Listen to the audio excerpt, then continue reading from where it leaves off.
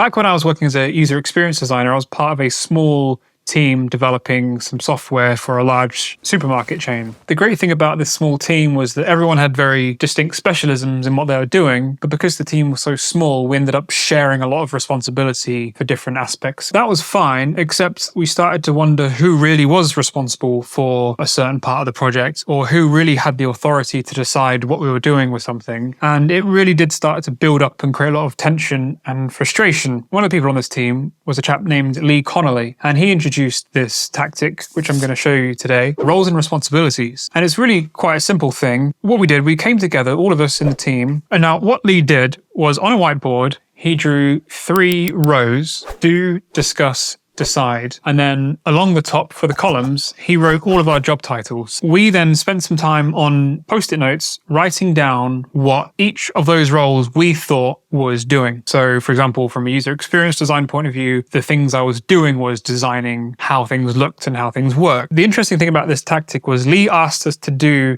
not only our own role that we thought what we were doing, discussing and deciding, but what we thought all of the other roles would be doing, discussing and deciding. We then had a discussion, and a very illuminating discussion, where there was a mismatch in expectation between who was deciding what, and actually found some gaps in the fact that there was no one actually responsible for making a decision about how often we should be releasing the software updates and things like that. And the latter half of the roles and responsibilities session was deciding very clearly what the roles and responsibilities were, and where there could be crossover between who's deciding what, and there could be crossover between what gets discussed. But we left that session with a very clear idea of exactly what we're responsible for and what our role is. And from then on, the team was way more cohesive. There was no frustration or miscommunication about who's doing what, who's deciding what. And also the team was happier. Like, we became so much more content working together because there was clarity. And that's really a powerful outcome that roles and responsibilities gives you. So thank you very much, Lee. That's how this card made it into the deck.